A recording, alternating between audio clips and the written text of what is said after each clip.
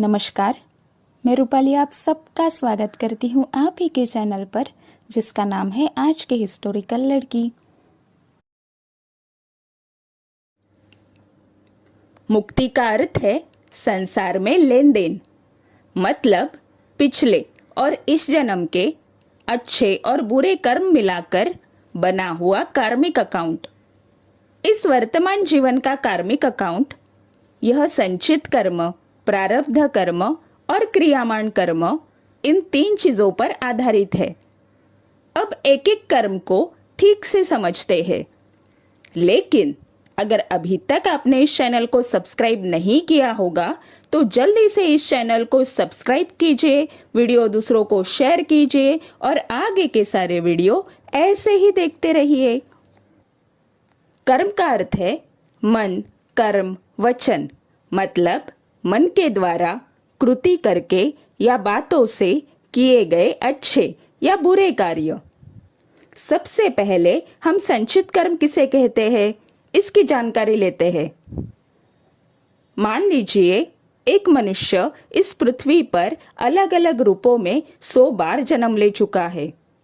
उसमें 500 अच्छे कार्य और 500 बुरे कार्य, इस तरह से 1000 संचित कर्म उस मनुष्य के कार्मिक अकाउंट में जमा हुए हैं। एक तो मनुष्य की उम्र की मर्यादा सीमित रहती है। इस उदाहरण के लिए मनुष्य की अधिकतम उम्र ज्यादा से ज्यादा 120 साल तक एवरेज मान लेते हैं। इसमें भी संचित कर्मों में से 100 संचित कर्म, मतलब 50 अच्छे कर्मों के फल और 50 बुरे कर्मों के फल के साथ एक आदमी पैदा हुआ है। अब यह 50 अच्छे और 50 बुरे, टोटल 100 प्रारब्ध कर्मों को उस मनुष्य को इस जन्म में भोगने हैं। एक सर्वसाधारण व्यक्ति सभी संचित कर्मों के साथ पैदा नहीं होता।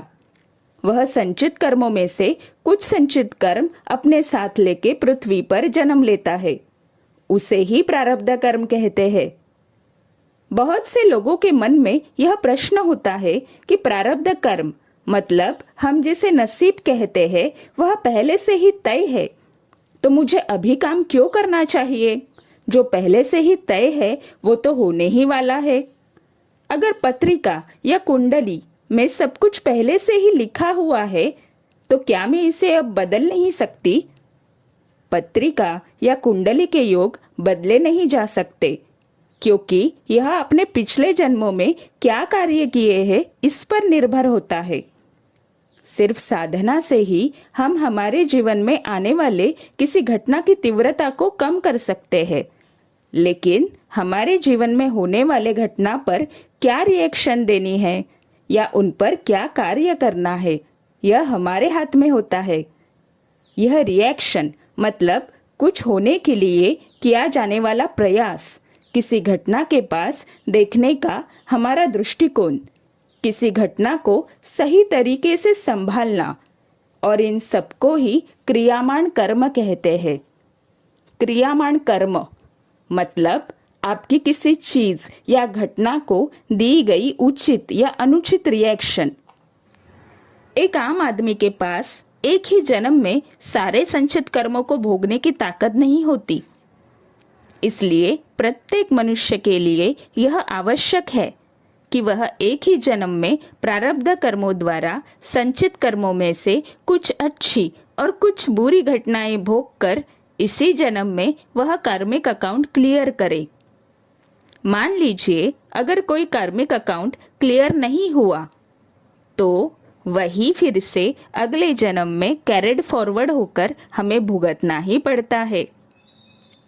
जब हमें पूरी तरह से समझ में आ जाता है कि हमारे जीवन में जिस बुरी घटना का अनुभव हमें करना पड़ता है वह हमारे ही पिछले जन्म के बुरे कर्मों के कारण हो रहा है, तब हम दूसरों को दोष देना कम कर देते हैं। अगर किसी ने हमारे मन को ठेस पहुंचे इस तरह से बातें की तो भी हमें ज्यादा गुस्सा नहीं आता। हमारा ही पूर्व जन्म का उस आदमी के साथ जो कार्मिक अकाउंट था वह खत्म हो गया। इस तरह से हम खुद को समझा सकते हैं। अभी के मन, कर्म, वचन मतलब बोलना, इन चीजों में सुधार लाने के कारण, मतलब क्रियामान कर्म सुधारने के कारण बुरे संचित कर्म और ज्यादा बढ़ते नहीं हैं।